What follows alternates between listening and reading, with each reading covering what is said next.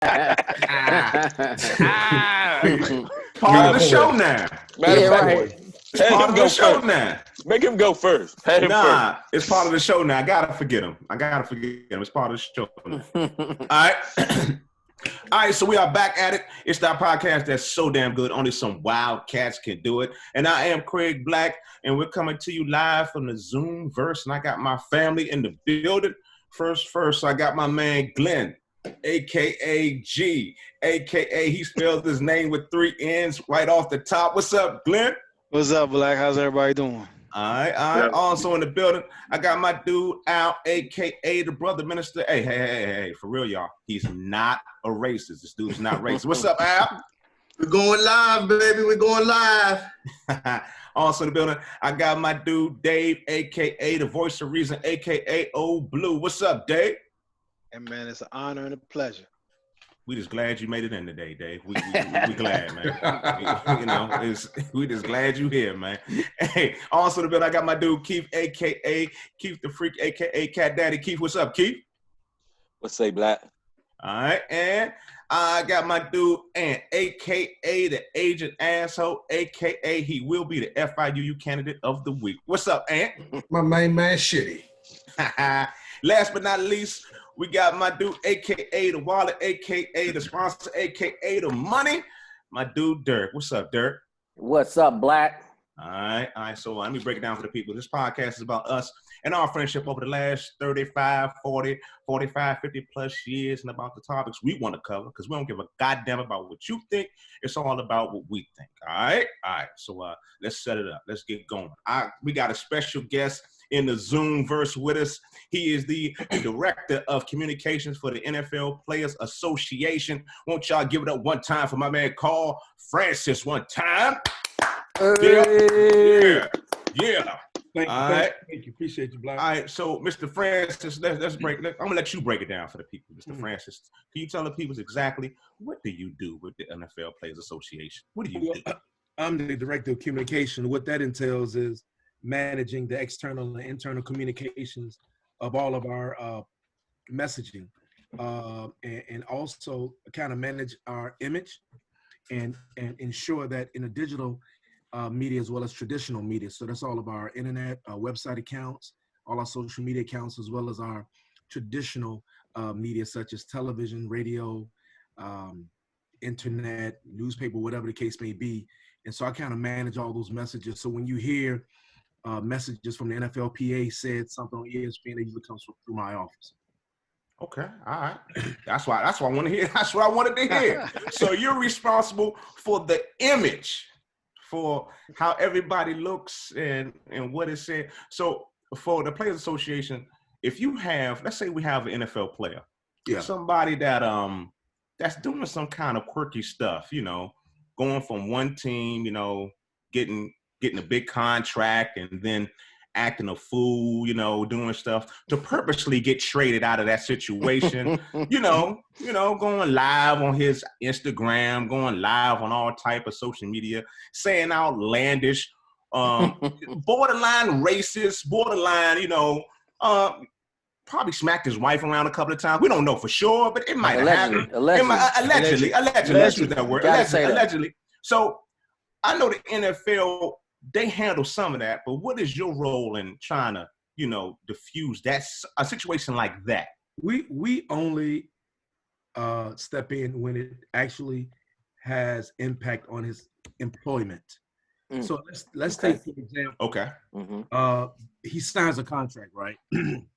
Whatever happens between him and the team, as long as it doesn't interfere with the contract that he signed, and there's a break any policies in that contract. So for instance, let's say they sign him to a deal. He has an altercation or he has a disagreement. They cut him, but they don't want to pay him his money, right? That's when we step in. So you can't, pay a guy, one of our players, a signing bonus, then take it back because he calls you a certain name or has a disagreement with you. So within that contract language, that's what we protect. Outside of that, if we see some of those instances getting too out of hand, we do go beyond the normal call and try to grab that player, see if he needs some help. see what's going on, see what type of issues he has and whether we can support him or not. And so that's what I think I know what you're talking about. We have done that. Yeah, somebody should have stepped in before that deadline to get his bonus money. hey, listen, it's getting tight on him, and you know what? I feel bad for him. I do know him personally. Yeah. And what's funny about him is, you know, you just try to be there to support him, because at first when you see something like, you be like, okay, we get a lot of guys in the league that are just different. They're no different than the guys we grew up with. Yeah, right? yeah. They just play football, right? And so we know some of them guys a little different, and so we just try to manage them. And when they get here, we just try to take that into account and say, man, you know, what resources, you know, do you need, and try to stay close to them and understand, you know, they got family issues, they got, you know, baby mama stuff. I think it's so many different things going on in their life that we try to support them. And sometimes guys just get a little to the left, and we try our best. But some guys just go in a different direction, and we hope not. Because one of our biggest things we're dealing with right now is mental health in our business. Mental health, yeah. Yeah, it's real. It was taboo when all of us were in school. We just looked at it and thought, that dude crazy. But now, you can't look at life like that, because guys have different traumas in their life. A lot of guys grow up in some real tough environments. As we all know those guys, right? Yeah. And so they bring that with them to the league. They bring that, they carry that to college, right? Play 3 years, then they get out early. Then they bring it to the league. Somebody drop $50 million in their lap and say, manage it. And all of a sudden, we expect them to manage, be a pro, be able to speak on all these topics. And I'm like, look, man, I'm just trying to figure it out. I'm 21 years old. But we got to support on those lines.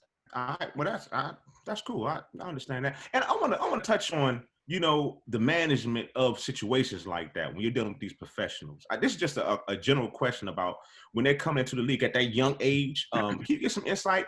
Are there some programs set up to actually handle that transition from me being straight out of, you know, I come out the hood of the hoods. You know what I'm saying? I did 4 years at this university that treated me like a king. And now you want to throw $10 million in cash in my pocket. Is there really something that's set up to help these kids, these young men out, to actually guide them in the right, to help get them in the right way? I know some you could talk to them, but it's like, you know, might as well we talk to a damn wall. But, you know, is there some structure like that set up for these athletes? That's a fantastic question. Now, it's funny because as of today, we're setting up these Zoom meetings as a part of our rookie transition orientation programs.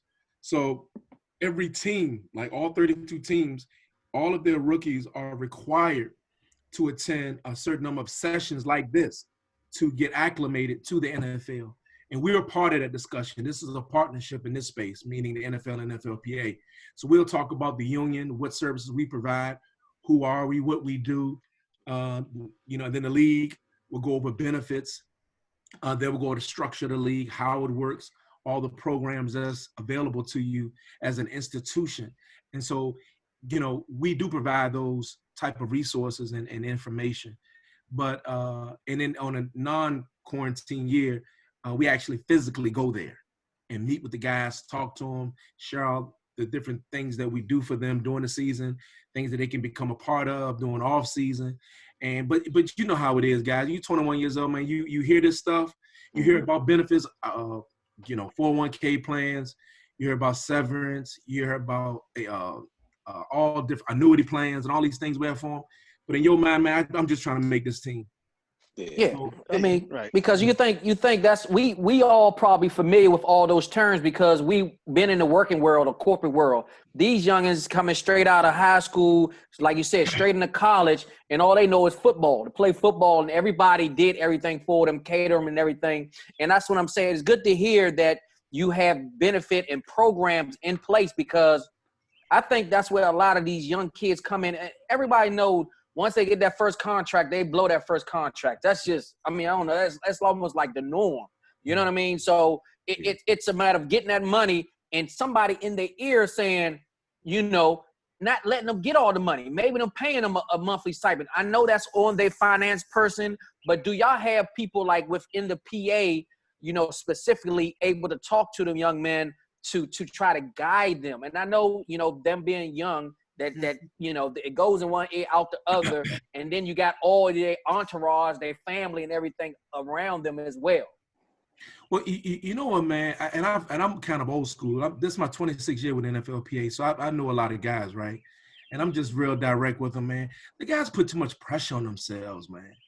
I mean, they make it to the league, and all of a sudden they take it on. They embrace all of these responsibilities that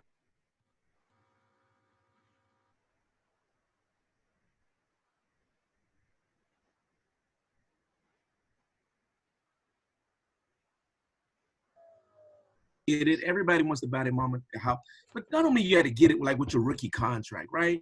And then if you got parents that are split, you got to take it this family, you got to take it that family. Then if your sister, if you got a lot of siblings, you got to take it their kids, and they put too much on themselves because these professional athletes, people assume that even if they make the team their first year, they automatically assume they're rich. Even if you get drafted, you could be a 7th-round draft pick. But people in the community think that somehow he made it, right? And it's a sad situation, and I really feel bad for the guy.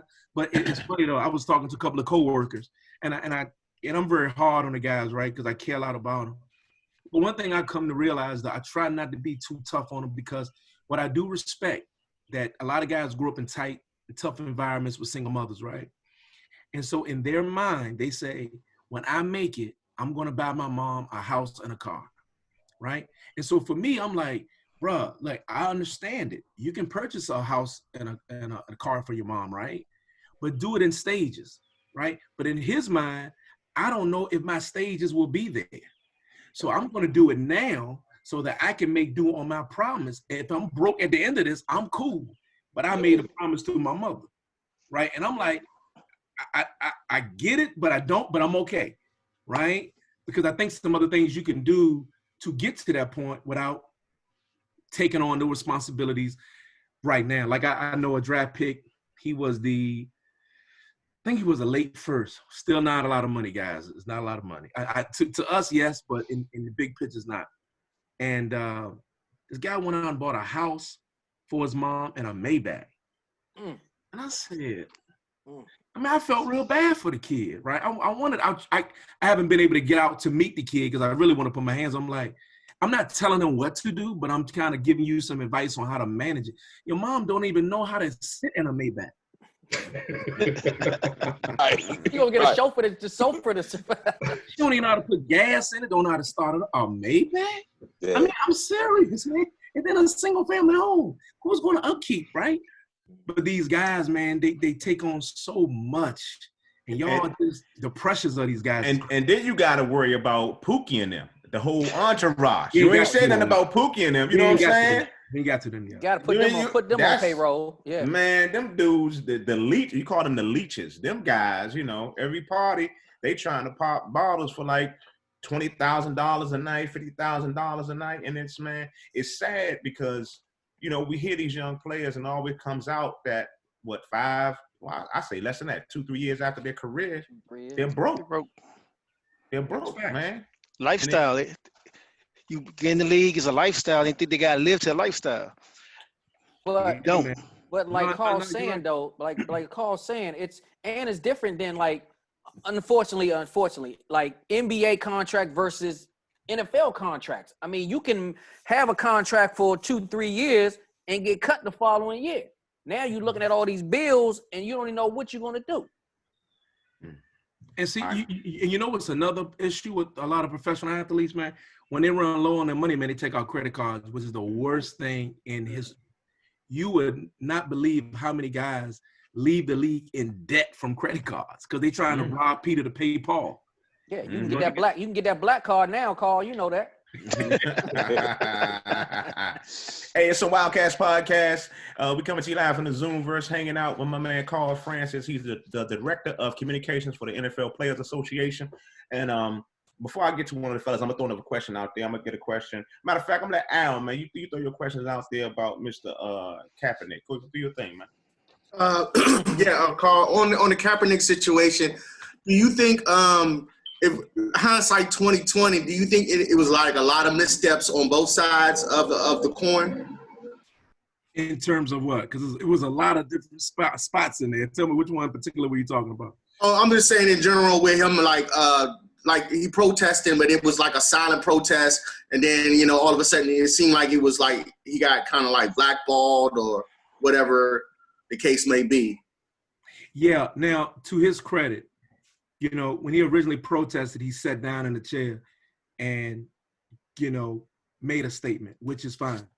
And the thing that got lost in the conversation was he went to Nate Boyer, who was a former Ranger, who was a former Ranger, who talked to him about him sitting down during the national anthem. And he said, listen, Cap, I don't mind you protesting, that's cool. But if you can take a knee, because that's what we do for fallen soldiers, that's a sign of respect during the national anthem. And he, to Cap's, credit, he did that, right? But you and I know how the media take it. All of a sudden, they forget that part, and they just went bum rush on him, just disrespecting the flag, the military, and then all these narratives started coming up, creating his own story. And he, to his credit, he sat in a locker room at the end of the game and explained his entire reasoning for doing it. And it still went left because just as how the society is, man, they just take a side and they just run with it. So how did the NFL Players Association react to that? I mean, they messed with his money I guess in a sense, or I believe they did 100%. They messed with Colin Kaepernick's money, his career. I mean, he was, like Al quote unquote said, blackball. So what type of steps would the Players Association take in that situation? Or did take in that situation? Yeah, no. Well, number one, we reached out to him, offered our support, told him, look, if you ever need anything, let us know. But Cap is a different type of thinker, man. I mean, the way he is now, this is how he is. Like, I'm good. I got it. I'm standing alone on this journey. So it's like, okay, that's cool. And that's what he told us, that he was okay, that he'll call us if he need us.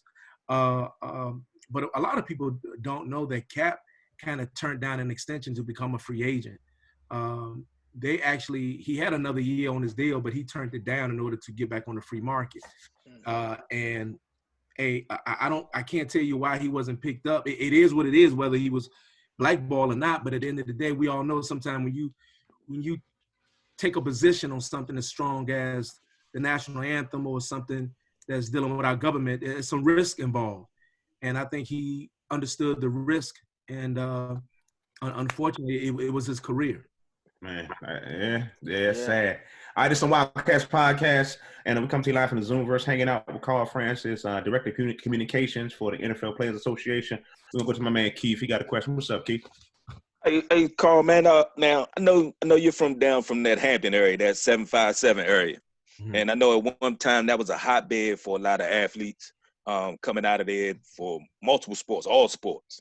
And now with you being kind of up here in this area and seeing, from a basketball standpoint, how would you compare the athletes up here in this area to the athletes down there in that Hampton Roads area that looking at, I know in the last draft they had probably about 6 or 7 kids coming out of PG County, Right. just drafted in that last draft. And I know that Hampton area had that hotbed going through there when Vic and those guys were coming through there. So what is the similarities you see in the areas now with the type of athlete that's coming out of this area right now? The one thing that this area has a lot more resources because they do include DMV. So it's like you compete against 3 different, cities, counties, or whatever the case may be. But in terms of areas that produce a number of different athletes. And I must say, being up here this long, definitely, there are a number of athletes that have been spectacular and that are just different breeds. This most recent kid, Chase Young, is serious business. He's serious business. I mean, I've watched him. I remember watching him on television when he played one of those teams in Florida. Yeah. And he was a 10th grader. He was making plays. And so it was no surprise to me when he became who he is. And compared to what we are, we consider ourselves the 7 cities because of Norfolk, Portsmouth, Suffolk, all these different areas down there. And football is our gold piece. We still have a lot of players, but, Vic and Bubba just made it so high. Yeah. It's hard to find another guy that could get there, you know. But one of the guys that's never really talked about that really made it probably the most influential mark in our area down there was Ronald Curry. Nobody really talks about Ronald because Ronald's kind of laid back. His career kind of just was cool at Carolina. But he was the most phenomenal high school athlete that I'd ever seen. I mean, he's most prolific. He played of the year in basketball, football, McDonald's basketball, dunk contest winner, MVP. I mean, he was a different breed. And but what's down there is we just don't have the outlet. See, we used to take being down there a little harder because you guys had athletes to look up to. You had the Bullets. You had the Redskins. Right. And so we looking at the Redskins like, y'all could go to a Redskins camp. Y'all could go to a game. We're down there like, man, we just got high school football. That's all we got. I mean, when I was little, all the high school football players were my superheroes. And so we just fought to get there, to get out, and to make a name. And look up, all of a sudden, you in the NFL, because we've had a lot of dudes down there, Bruce Smith and all these guys that have gone on to be tremendous players. Yeah. So, Carl, let me ask you another question. In your field, everybody always seeing Roger Goodell getting booed and everything. In your site, is he a hard person to work with, or is it just that, like you say, the media done flipped it, so it's kind of is he hard to work? I should say it like this: is he hard to work with, or is it just the way it is once we see it on TV, just the way we see it on TV? I mean, look, he represents a certain group of constituents, and we represent a group of constituents. And when that happens, you have to take hard stances. And I think that Roger understands that the players are very smart, intelligent, and they ask a lot of questions. And they're going to be tough on the commission as it relates to their careers and their health and safety. And I think he understands that. So to a degree, yes, I agree with you. He can be a little, tough in negotiations, but our players are tougher. And they're going to hold him to his word and make sure that he does his job to protect the integrity of this game. And so, he can be a little tough in negotiations, but we don't really take it that seriously because we understand where the bodies are buried and the players are going to protect their interests along the way and their families. Hey, Carl, so right now, Reed's getting a lot of attention with the collective bargaining, stating like they're not taking care of the old school players and stuff. So, and also they say that some language got changed. Are they going to redo the ballot again, or where do y'all stand on that as far as right now? Great question. We're not redoing the ballot because we went through that process when we were in Miami at our rep meetings, and it just would come across as disingenuous to the guys that waited so long to vote. So what we've done is set up a task force to address any questions or any issues related to basically what you're referring to as our total and permanent disability benefit, which goes to guys that have been severely injured or career-ending injuries, and guys get that benefit for the rest of their life, and in addition to their pension. See, in this last deal, we just included about maybe 600 players that were not receiving their pensions, and so they were added to the group. Right, so that money is now used for 600 guys that were originally kept out because they didn't actually happen to play enough years. So now we dropped it back to 3 years. All you had to do is play 3 years in the league, and now you're included in a pension. So that kind of impacted the increase in the total and permanent disability benefit, and so that's where the conversations are. So basically, you're saying that was a separate benefit of disability. So some of these guys were getting the disability and he was getting the pension. Yes. The way it sounded like it was not both. It was so that does change things. Right. See, and that seems like to bring up another kind of thought process that you got the CBA. I mean, it's going to be different for individuals. You have those, top flight, top star, individuals that make a lot of money, and they're going to act differently towards, like you just said, that they incorporated those 600 players that definitely needed those benefits. And you have those rookies that's coming in that they changed some policies for them as far as how much money they making as far as practice facilities and things of that nature. It's like one big, it can't just fit a puzzle fit everybody needs. You know what I mean? So that's why you had, they were saying when people were voting, you had some people saying, yeah, I'm for it. Some people were not for it. You got the people that's rookies, that people that's coming in, that's looking at, I need benefits. So that's why I can see how they had the up and down as far as voting goes. And I know it's difficult for y'all because y'all had to go, I'm assuming, talk to some individuals saying, this, how can it help you? And then you might talk to somebody else in this area, it help you that way as well. Yeah, I mean, look, the biggest issue, to be honest with you, and being transparent with you guys, was 17 games. I mean, guys were just upset about it. It's an adjustment because by the 8th week, everybody's hurt. The punter, the kicker, everybody's hurt, right? And so those teams that don't make it to the playoff, they just trying to get to the end, right? But you got to play a 17th game, and that's another 3 hours of car wrecks and car collisions. That guys like, I just don't want no more pressure on my body. And I think was the concern. However, we've done so much. When I say we, the PA and the players have negotiated so many different new rules as it relates to off-season workouts, where they're not required to work and practice as much during the spring as they used to. 2-a-days, and any football players on this can understand how we all had 2-a-days, right? And we played, right? They have 2-a-days once every 3 days. Okay. You know what I'm saying?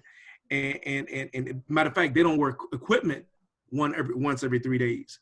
And so, they spend a maximum of 4 hours on the field. And then the next half of the day is spent in the film room or with your individual coaches. My point in saying all this is they don't hit. They don't tackle.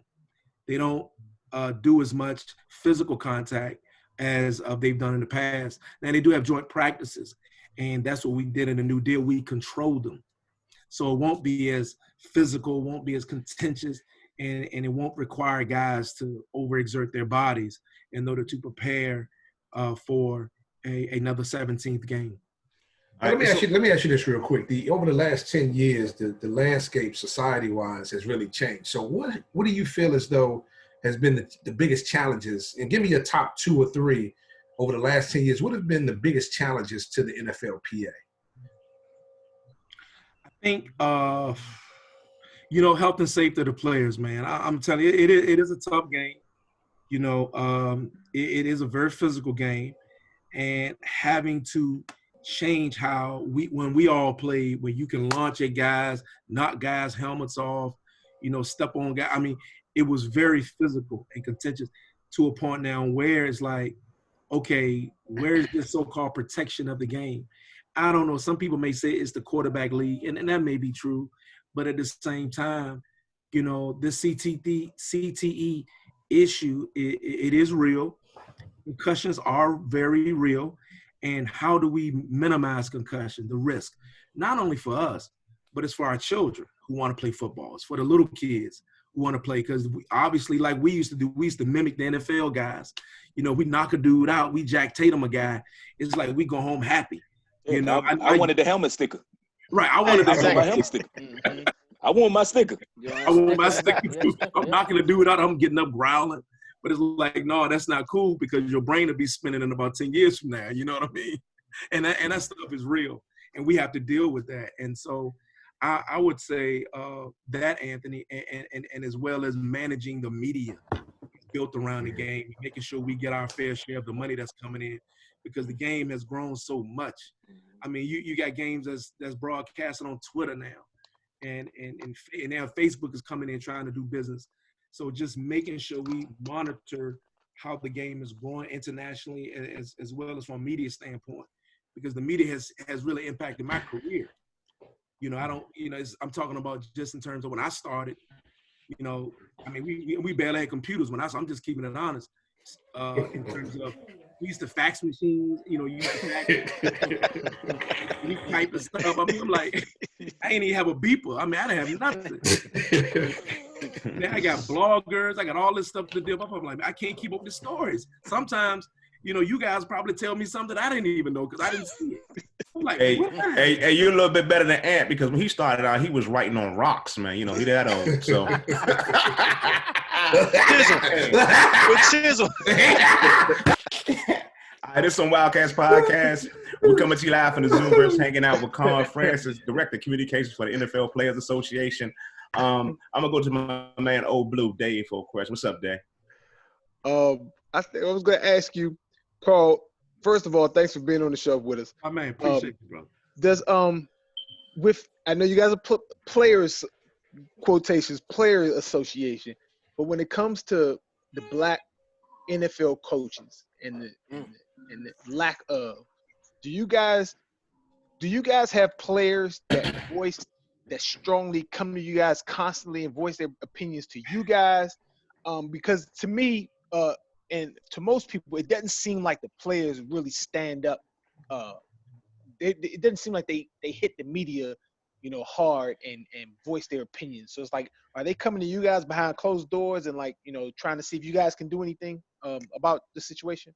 Blue, that's a fantastic question, and I that's why I like being with you guys. Like, it's transparent. I don't know if it's at the forefront of their brain.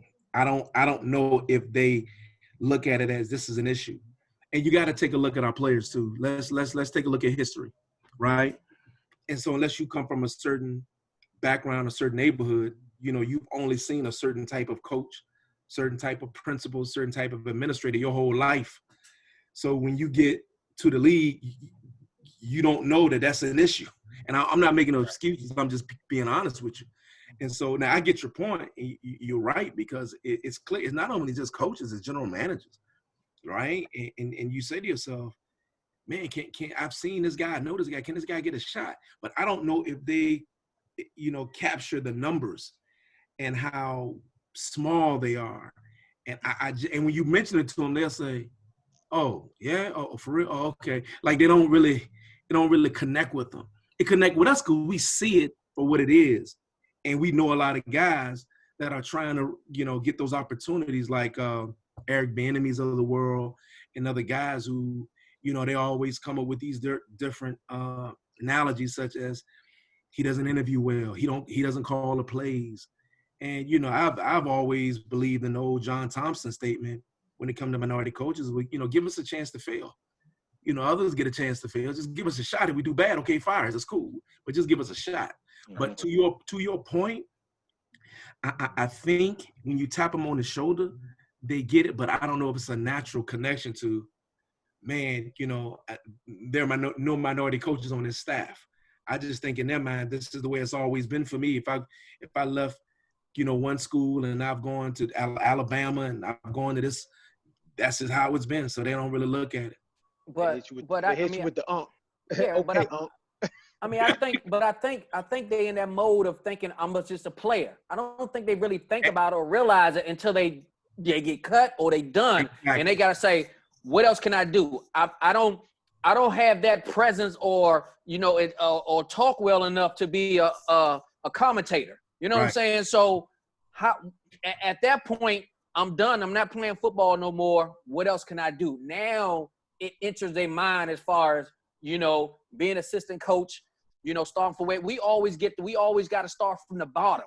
You know what I mean? Even though we was a great player, but we have to start at the bottom as a defensive coach or something, or taking an opportunity. But like you said, we don't have the privilege to get opportunities to keep failing.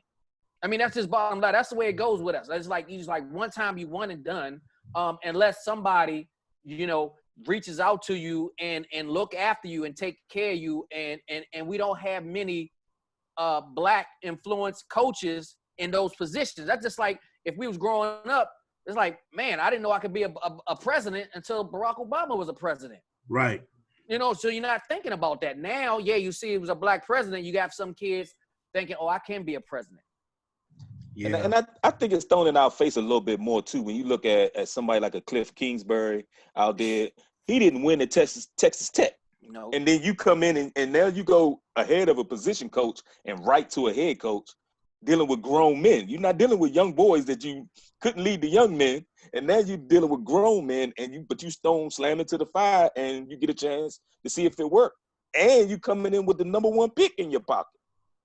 Billionaire Right. owners. Billionaire Right. owners. They make their own rules. They do it just enough for the Rooney rule or whatever like that. And I don't even think that's really, they really, utilize that. I mean, you know what I'm saying? They throw that acronym around, but I don't think we're getting enough black coaches or black individuals to even interview for these positions. Like Keith said, I mean,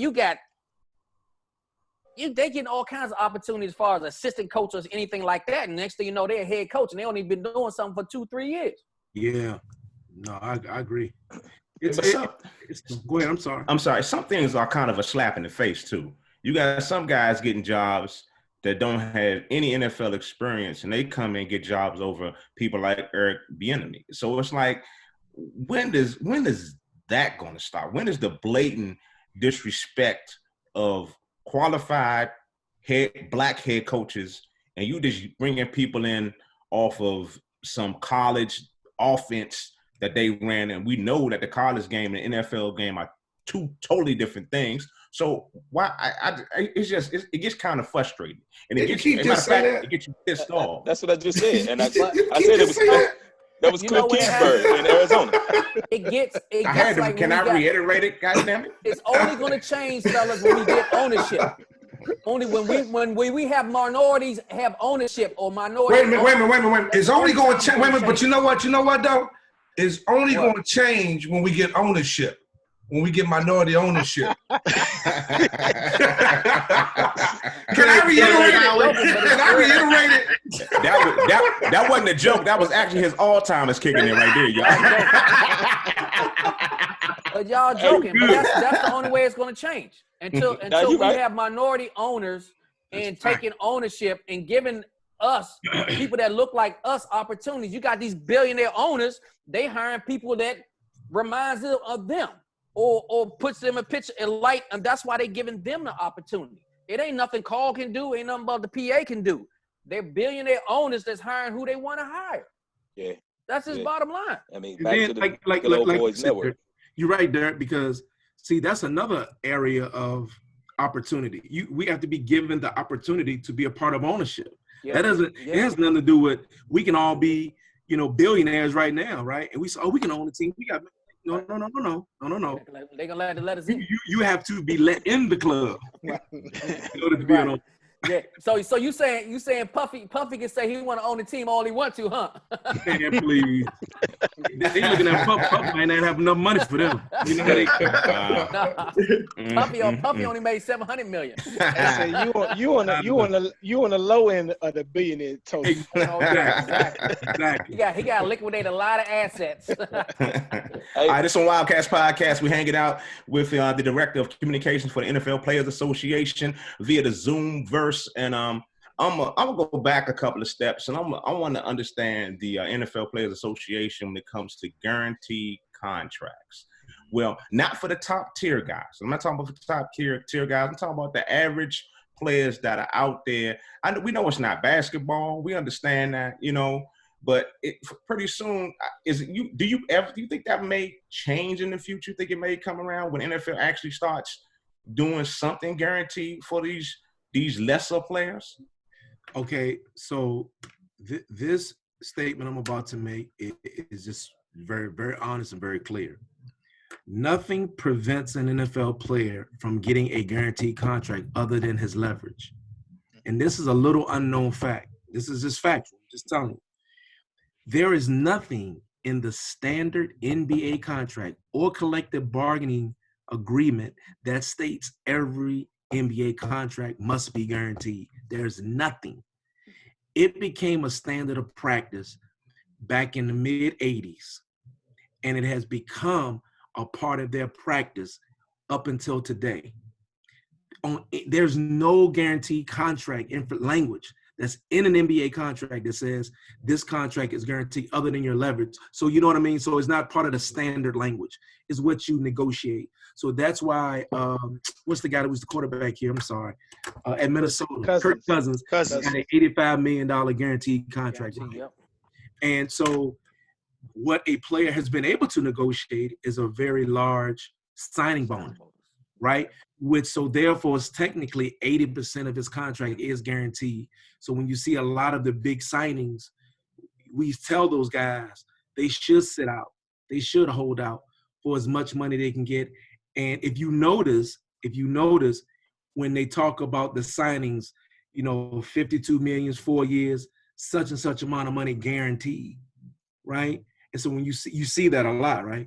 And so that's the form of guarantee that we fight for. But we tell these guys all the time, go in there requesting a fully guaranteed contract. There's nothing to say you can't. Kirk Cousins did it. There are a few guaranteed contracts in the NFL. Maybe not as many as the NBA, but there are a few. But the NBA, I think there's this misconception that, oh man, it's guaranteed because it's a part of the NBA contract. Honestly, I'm just being honest with you guys. It's not. They just use their leverage. So the guys on the lower end, they never really promote it, and obviously because it's smaller contracts. But a guy who comes in making, let's say, $600,000 a year, do those guys get signing bonuses? Do they, get like, $50,000 signing bonus, and your salaries, is yes. Contract is $700,000. Yes, sir. Okay. Yes, sir, they do. So okay, under this new deal, right? I was just telling this to a kid the other day who signed a free agent deal, right? And if he makes the team, I said, do you know in 2 years, the minimum is going up to like 680 and 710, right? So basically, in 2 years, you'll be a millionaire. I'm just telling you, like, I'm talking about with just being an unrestricted free agent, just making the team. Mm-hmm. And you will receive some sort of signing bonus, whatever you negotiate. But I'm saying in 2 years, you'll make $1.2 or $1.3 million just being an unrestricted free agent, just off the minimums alone. So that's what we've tried to push to make sure players are taken care of in their careers. All right. So Wildcats Podcast, hanging out with Carl Francis. What's up, Al? You got a question, man? What's going on? Yeah, get off. You got your mic. You muted yourself, sir. Yeah, I'm sorry, guys. Well, I don't really have a question. I just wanted to, I've seen something that was posted on social media, and I just want to put you on the spot just a little bit. It's not nothing serious. What would be your top 5 black quarterbacks? Just off the top of your head. In history? Yes. Okay, I got to go with Mike. Mike Vick. Okay. 757. He buys. That's 757 buys. Okay. That's my man. All right. That's family. You going with Mike at what number? 1. I just want to be clear. All right. Who's your second one? I gotta probably go Randall Cunningham. Okay, that's my number 2. Oh man, y'all killing me right now. Warren Moon. All right, that's 3. Warren Moon. Don't forget about the first black Super Bowl winning quarterback now. This is top 5. He only won 1 year, man. This is top 5. This is top 5. Let's go. Top 5, man. And I love Doug. That's right, man. Right. But you know your list. Please don't let them see this. Yeah. So okay, man, y'all killing me. Y'all gotta help me out with some other guy. McNair. How about McNair? It means Steve McNair. Yeah. Rest in peace. Rest in peace. I've been beating the Gilliam drum from Pittsburgh. What about Aaron? Aaron from Saints. Aaron Brooks. Yeah, Aaron Brooks. Aaron Brooks. He another 757 guy. 757 dude. We'll let you off the hook. Carl. Let you go with that top 5. We'll let you go with that top 5. Please don't do that to me, because AB will go crazy. Carl, you ain't say my name. Oh, relax. Look, and we know Allen Iverson played quarterback too, right? And look, I'm gonna tell you right now, Bubba can't even. He think he the best in all sports. Hey, I believe it. Right. Bro, relax. Like we do got Mike Vick, bro. Relax. Hey, Carl, real quick, tell us a little bit about your non-for-profit organization that you do down at 757, and the good works that you're doing down in that Hampton Roads area.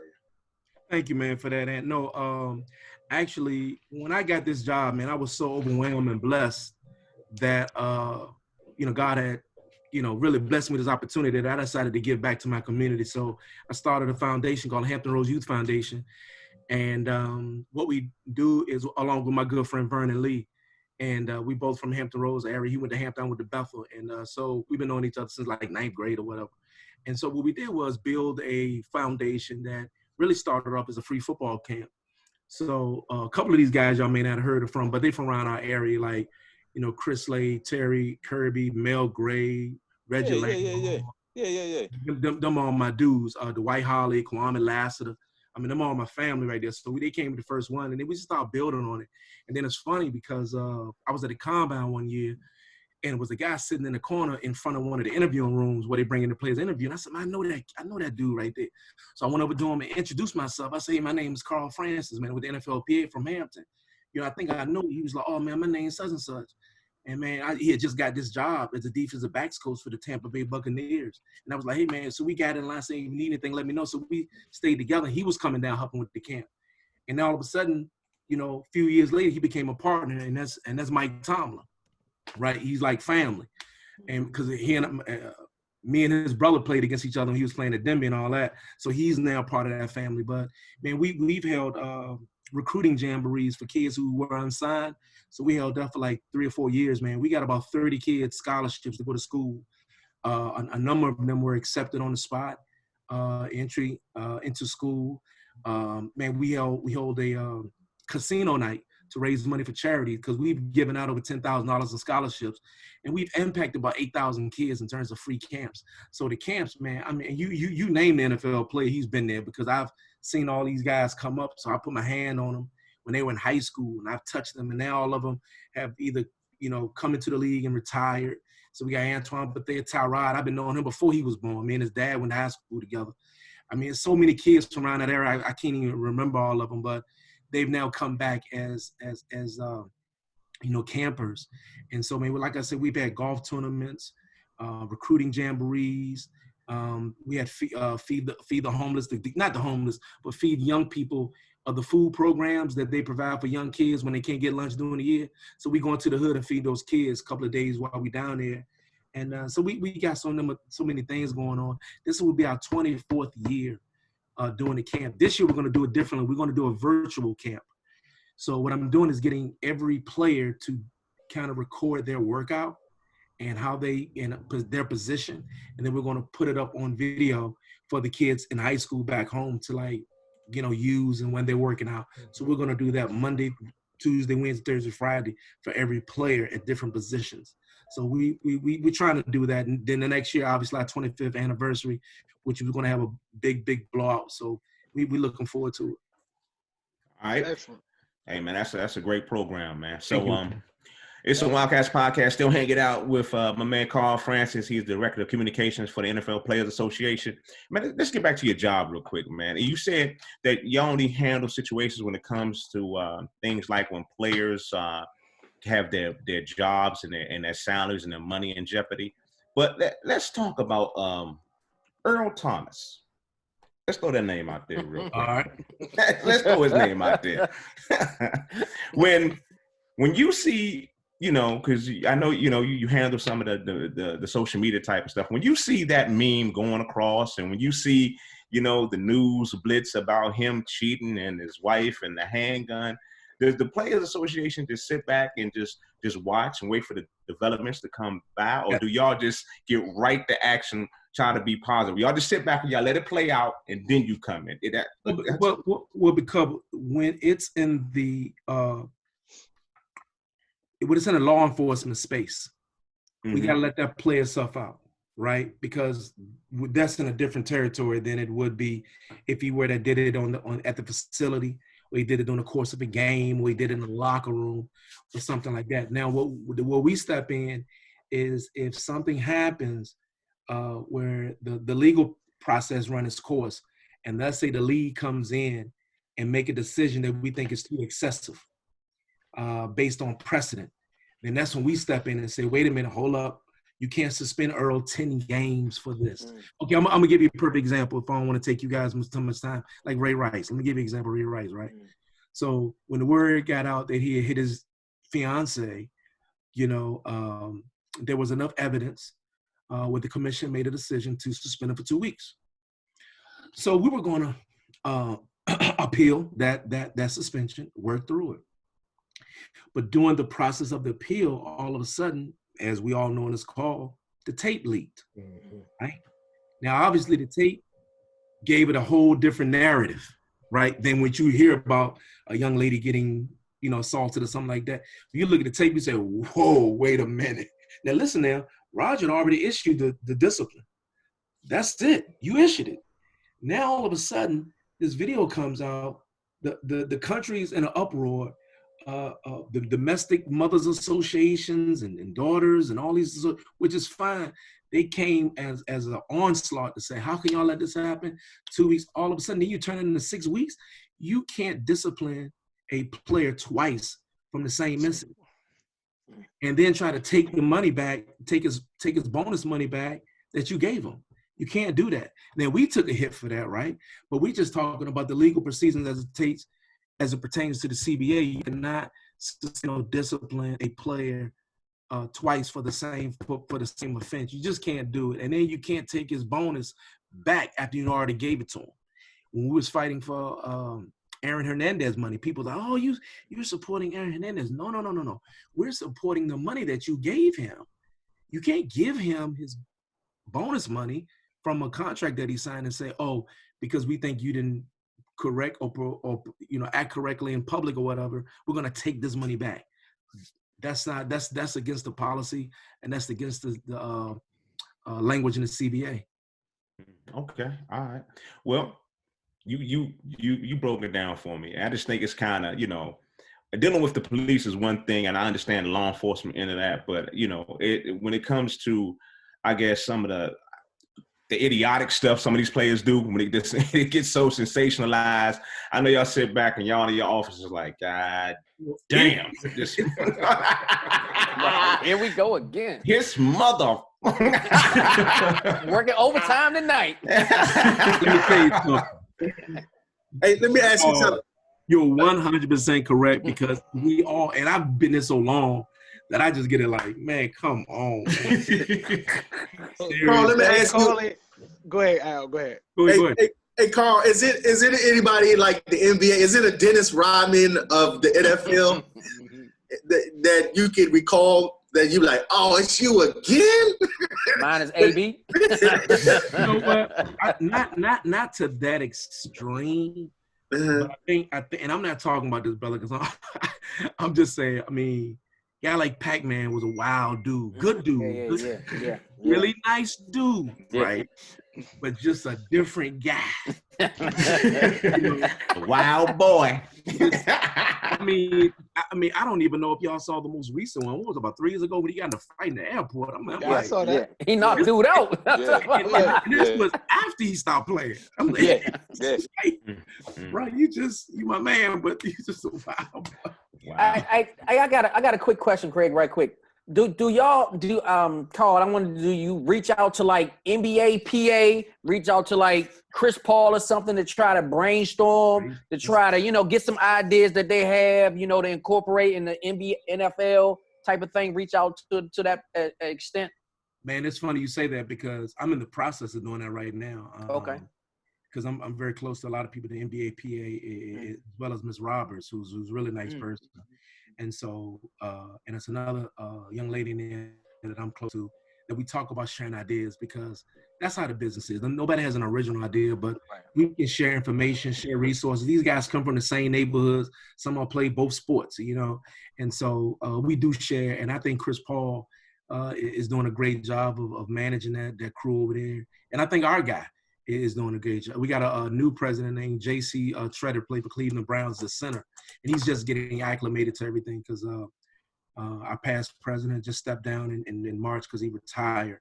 But to answer your question, yes, we do have conversations. Matter of fact, we're working on a project right now with all the unions to come up with a message, a kind of unified message around COVID, and how we can kind of speak in one voice for all the sports out there. All right. Hey, man, We appreciate you taking the time, Carl. I mean, it's been enlightening. I want to ask one quick thing. NFL season. You think it's going to happen? Are we going to have games with no fans? Real quick. I do think we'll have a season. I do think it will look very different. And if I had to guess, I would say no fans. No fans. All right. Okay. I had to guess. Yeah, he said guess. That was the key word. Lock me down there. Unless they come out with an antidote real fast, it could be no fans. All right, y'all give it up one time for my man Carl Francis. He's the director of communications for the NFL Players Association. One time, hanging out with some Wildcats. Appreciate it. Hey, Thanks appreciate for you, coming man. through, Definitely All right. appreciate it. Go ahead and make Last Dance, man. I know you're trying to get up. Going right now. Hey, Carl, look at my man Chase Young. Just look at him. Take out the young boy.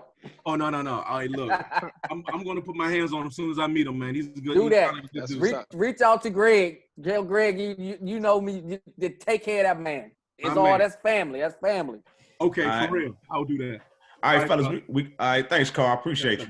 All right, fellas. We're gonna do two things before we sign off. We're gonna do a FIUU real quick. All right. All right, so Carl, we appreciate Carl for coming through. And right now we gotta get to the point of the show. Why you come here? It's the FIUU Candidate of the Week, and you know what it's about. It's Fuck It Up University, and we got a lot of people. We got a lot of people trying to get this scholarship. We're gonna go from DJ Khaled for going live with a hoochie on IG. He ain't know, man. He ain't know. Fat Joe had the same problem though. Hold on. We also got Earl Thomas, NFL. We just talked about him briefly. He got caught cheating, and a wife put a gun to his head. Dumbass. We also got Jason Whitlock. His comments about LBJ and the shooting of Ahmaud Arbery. Jason Whitlock, man. That's just Jason Whitlock doing what he's paid to do. It's what he's doing. Man, no. It don't make it right. Whoa, wait. When I say, So you defended Jason Whitlock? no, what I'm saying is that's not FIUU worthy. Earl Thomas is the one. What? It's not. Wait a minute. So let me ask you this. So is Earl Thomas worthy because he got caught, or because he allowed his wife to put a gun to his head? Why is he worthy? like that, he told me to do it. Because Earl Thomas is worthy because he got caught on a social media site. She went through a social media site and found him. And Earl Thomas on Twitter put out a statement saying, please respect our privacy as we go through this incident, right? The day before it came out. His own teammate, Ingram, the running back, said, your wife held a gun to you, you got caught cheating, blah, blah, blah. He like, nah, bro, we got questions. Oh, man. All right. Well, I got one more, though. I got Vice President Pence for picking up empty boxes like they were full of PPEs live on TV during the whole COVID task force, a conference. I mean, it's a lot of people up. So we got to pick one. Who going to go with? Jason Whitlock, Earl Thomas, DJ Khaled, Vice President Pence. Y'all give me one. Who we going with? Going with Jason Whitlock. Man, I say Jason Whitlock. That nigga, he act like he a house nigga or something. He always getting on three some Whitlock. man. God I dang. say Well, you know Whitlock, what? We gonna choose him every week then. But I mean, he always like opposite We of gonna choose him something, every Joe. week. It's like, man, that must Hey. be in his contract, y'all, to be controversial. I'm Hey. telling you. But It is. he took it to another level of cooning. So Yeah. Right. Jason There you go. Whitlock's paperwork has been processed. He's on the full scholarship. What department we gonna put him in? Craig Black Department. The black Wow. department. Wow. Y'all take on the same road. You got his road. Communications Wow. You got department. his road for Communication some department. Wildcats. Wow. That's your degree. Wow. Wow. I Yeah, am nowhere near communication. he's a part of the communications department. I don't know how that's just happened. He So, won shock value. Y'all give it He up won shock one value. time. Y'all give it up one time for that dude, Jason Whitlock, FIUU Candidate of the Week one time. Yeah. Okay. All right. We don't need to clap for him. They don't need to clap for that, We clap Bama. for a coon. Right. That Bama super We cool. ain't clapping for him, man. All right. And before we end the show, we're going to shout out some people, especially Ahmaud Aubrey. Everybody's seen the footage of the young man being, gunned down, jogging through a neighborhood. I think it was Brunswick, Georgia. I think that's where it was at. And the good thing about it is they finally arrested the two men that actually shot and killed him, and the guy that was actually taking the video of him being killed. And it's up to a jury now to get convicted. So it's kind of fucked up, but in the same sense, I think it's a good thing that we finally got some justice, because that damn, I guess it was the district attorney. We haven't got justice yet. No justice yet, bro. No justice yet. We saw Zimmerman get arrested. It took 75 days after that. At least we got.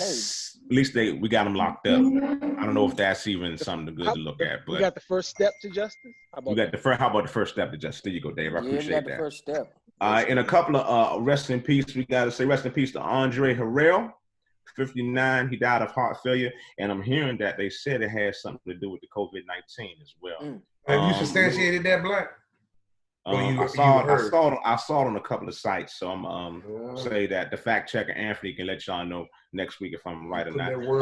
Also, RIP to Little Richard, the pioneer of rock and roll music. He created it, and they stole it from him. He would tell you every time he got a mic in front of his ass. 87 years old, and he actually died of bone cancer.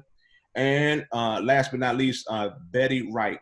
66. She died of cancer. She's a Grammy Award-winning soul singer from the 70s, funk, soul, gospel, disco. She did it all. So she had a shot on them people out. We appreciate y'all checking out the show. You can find us on where you listen to your favorite podcast. We're all over the net. Just Google some Wildcats. And man, don't forget, Community Catch for Kids. I haven't canceled it yet, but yeah, I don't know. Go to the website. Go to the Creative Shivers Foundation's website, thecreativeshivers.org.